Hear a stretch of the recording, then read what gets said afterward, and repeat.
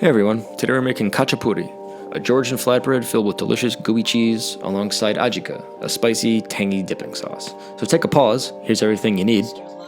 And, what are you doing now? Sorry, y'all had to see that. Anyway, we have a bunch to do, so let's get started with our dough, which is not much unlike a pizza dough, featuring 3 cups of all-purpose flour, 2/3 teaspoon of active dry yeast, 2 teaspoons of sugar to feed said yeast, 2 teaspoons of salt, bing bong, bing bong, bing bong, bing, and 1.5 cups of room temperature water. We're gonna just gently start to mix this just to sort of combine the ingredients until it forms a shaggy ball of dough that resembles Uncle Phil's favorite, pillowy mounds of mashed potatoes. At which point it's time to remove from the bowl and throw into a well-oiled work surface. And it's time to get kneading, so don't be afraid to get aggressive with it. You want to develop some nice stretch and really develop that gluten. I mean, I said aggressive, didn't I? And anyway, once you have a nice tight dough ball formed, go ahead and grab a bowl. Make sure it's nice and well oiled before you drop the bomb.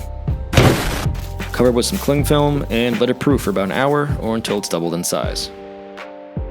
Choose a nice warm spot. I picked the oven. See ya, Spice Cowboy. See ya indeed, because it's time to start making our Adjika. Starting with some veggies. Just gonna chop off the knobby ends of these carrots before slicing everything up, and try to recreate one of the most iconic moments from college sports history. With Adjika, 3 seconds at midcourt. Jenkins gives it to Jenkins for the championship.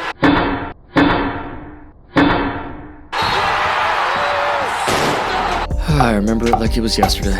It's all about the attitude, baby. Now we're gonna peel and slice up some apples. Stick 'em up, cowboy. What have I done?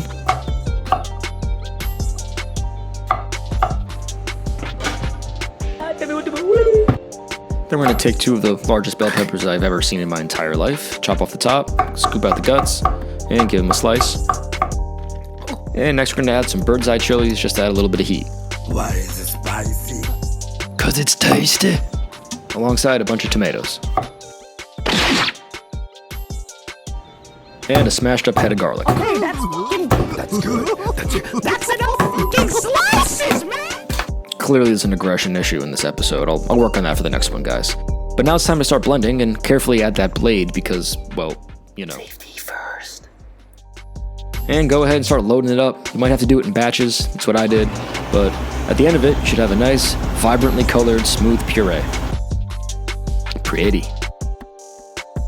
Time to transfer to a cooking vessel and make our way over to the stove where this will reduce for about an hour or until it's about halfway down. Don't give me that attitude. Pretty much reduced by about half or at least 1/3 here, so it's time to throw in a 1/4 cup of white vinegar, followed by 1/3 cup of vegetable oil, 2 generous pinches of salt, and 1/3 cup of granulated sugar. And now we're going to let this cook for another 15-20 minutes, at the end of which we're going to add in all of those pieces of garlic and kill the heat and let that chill out. Because now it's time to make our final piece of assembly here, our topping and filling for the flatbread. Some shredded mozzarella, some crumbled feta, Spicy. chili flakes, some black pepper, and some oregano. Our dough's proven itself. Always knew you could do it, little buddy. And it's time to preheat the oven to 500 degrees, and you can throw in your pizza peel at this point, or even a sheet pan will work just fine. Let that get hot. So now it's time to take our double dough and throw it down onto a well-floured work surface.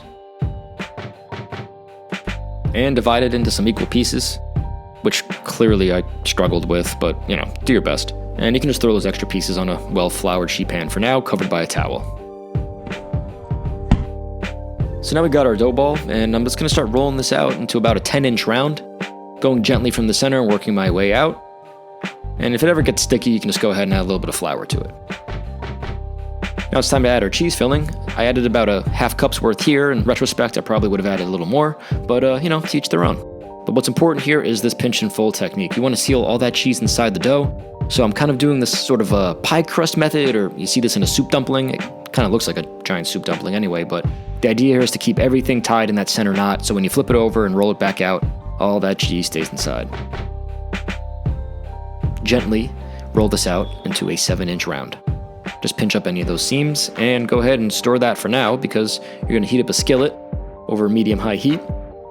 And once hot, you're going to toast this on both sides for about 2 to 3 minutes, or until you develop some nice char.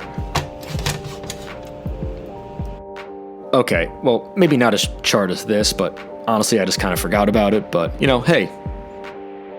Go ahead and cover it up with some of that cheese so nobody knows. And throw that into the oven for about 5-6 minutes, till it gets nice and bubbly.